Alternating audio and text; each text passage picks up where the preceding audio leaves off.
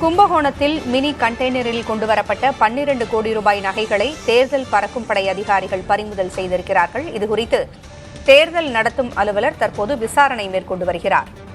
தேர்தல் நடத்தை விதிமுறைகள் அமலுக்கு வந்திருக்கும் சூழலில் பல்வேறு இடங்களிலும் தேர்தல் பறக்கும் படை அதிகாரிகளினுடைய சோதனை நடந்து வருகிறது.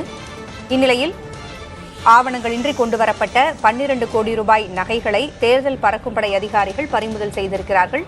கூடுதல் விவரங்களை வழங்க செய்தியாளர் விவேக் இணைந்திருக்கிறார். விவேக், 12 கோடி ரூபாய் மதிப்பிலான நகைகள் பறிமுதல் செய்யப்பட்டிருக்கின்றன.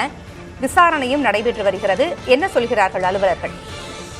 அதாவது பூங்கொழிலி, தஞ்சை மாவட்டம் கும்பகோணத்தில் நாடாளுமன்ற தேர்தலையொட்டி கும்பகோணம், திருவிடைமருதூர், பாபநாசம் உள்ளிட்ட பகுதிகளில் தேர்தல் பறக்கும் படை அதிகாரிகள் சுழற்சி முறையில் 24 மணி நேரமும் கண்காணிப்பு மற்றும் வாகன சோதனைகளில் ஈடுபட்டு வருகின்றனர்.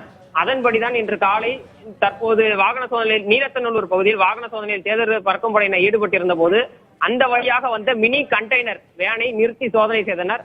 அதில் துப்பாக்கி ஏந்திய நபர் பாதுகாப்புடன் தங்க நகைகள் கொண்டு வந்திருப்பது தெரிய வந்தது. பின்னர் அவற்றை ஆய்வு செய்த போது அந்த ஆவணங்களில் சில முரண்பாடுகள் இருந்ததை தெரிய வந்ததை அடுத்து அந்த கண்டெய்னர்களை வட்டாட்சியர் அலுவலகத்திற்கு கொண்டு வந்தனர்.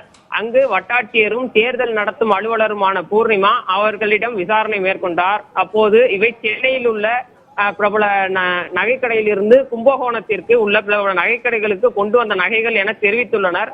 இருந்தாலும் அந்த கொண்டு வந்த நகைகளுக்கான உரிய ஆவணங்கள் அனைத்திலும் சில முரண்பாடுகள் இருப்பதால் அவை கொண்டு வந்த நகைகள் உண்மையிலேயே நகைக்கடைகளுக்கு தான் கொண்டு வந்ததா அல்லது வேறு ஏதேனும் காரணங்களுக்காக கொண்டு வந்ததா என்பது குறித்து ஆர்டிஓ தலைமையிலான தேர்தல் பறக்கும் படை அலுவலகம் முழுமையாக விசாரணை மேற்கொண்டு வருகின்றனர். தற்போது 12 கோடி ரூபாய் மதிப்பிலான இந்த தங்க நகைகளை கொண்டு வந்திருப்பது கும்பகோணம் பகுதியில் மிகப்பெரிய பரபரப்பை ஏற்படுத்தி உள்ளது. தகவல்களை வழங்கியமைக்கு நன்றி விவேக்ராஜ்.